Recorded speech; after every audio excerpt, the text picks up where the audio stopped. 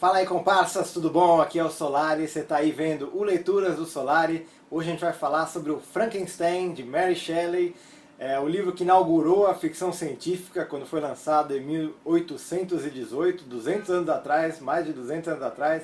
Bom, o que eu acho mais interessante da história do Frankenstein hoje em dia é ver como a história mudou, como uma coisa viva mesmo ao longo do tempo, né?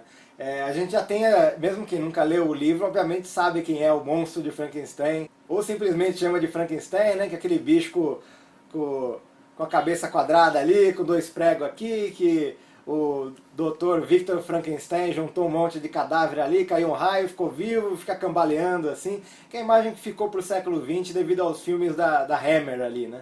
O Boris Karloff virou a cara do monstro de Frankenstein quando você pensa hoje. Mas é interessante ver a criatura originalmente como ela era, assim. Ele não é um monstro zumbi cambaleante, não, assim. Ele é inclusive muito inteligente, assim. Ele é articulado, lê, sabe, poemas do John Milton, O Paraíso Perdido, fica citando trechos ali. Ele é ágil e forte também. Eu diria que ele é o personagem mais inteligente até do livro. E o que acontece é que o Victor Frankenstein constrói ele dessa maneira que a gente já conhece, de juntar ali os pedaços de cadáver, mas daí larga ele, né? Ele fica desesperado, com meu Deus, o que foi que eu fiz, sai, e o monstro do Frankenstein fica ali ao relento, né?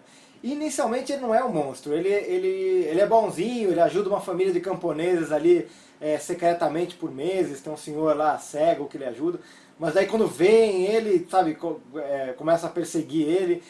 Enfim, é interessante essa ideia que ele é um monstro criado, assim, ele não nasce como monstro, ele é feito pela humanidade, tanto pela ciência da humanidade, tanto como ele é criado depois, assim.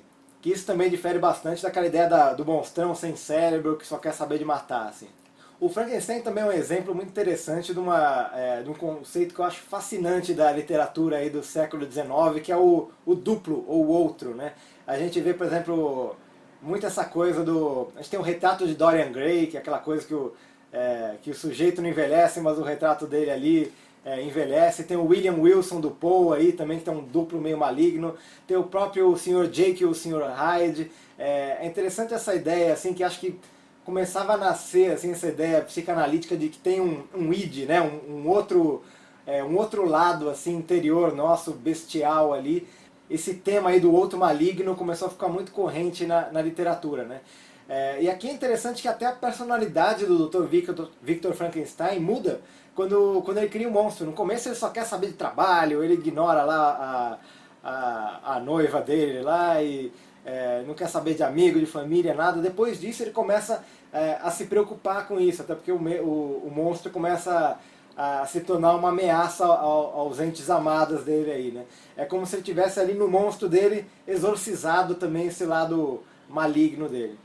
E assim, eu acho que o que torna esse livro extremamente atual hoje, é lógico que se você vai ler ele hoje, ele tem uma prosa assim, tem uma toada bem mais lenta, devagar, assim, mesmo assim eu acho que vale muito a pena ler, assim, não é um livro chato, eu pelo menos não acho nem um pouco, mas eu também gosto dessa literatura rebuscada aí, vitoriana aí.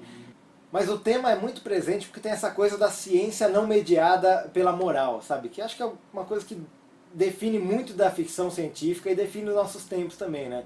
Essa irracionalidade, assim, que travestida de ciência. Então, assim, eu acho que o Frankenstein é um livro que vale muito a pena ser revisitado, assim, tem diversas edições desse livro aí em português e em inglês é muito bonito também, se der para ler no original, sempre vale a pena. Acho bem interessante para ver como nasceu e como mudou assim ao longo do século XX, um dos grandes, não só do século XX, né, mas continua mudando, os grandes monstros aí da cultura pop, assim como aconteceu com o Drácula também, é bem interessante de ver. Bom, mas das sugestões aí de livros semelhantes do acervo do canal, primeiro eu gosto de sugerir o Elephants on Acid, que é um livro sobre cientistas malucos reais aí, e tem um primeiro capítulo que fala bastante esse frenesi da época da Mary Shelley aí, de começar a descobrir que corrente elétrica mexia no músculo dos mortos. Então tinha muita essa ideia mesmo de que seria possível trazer os mortos de volta à vida, e tem muitos relatos de experimentos reais disso, alguns bem pesados aí, mas enfim, se você quer saber assim, sobre cientista louco real, é um bom caminho para começar o Elephants on Acid.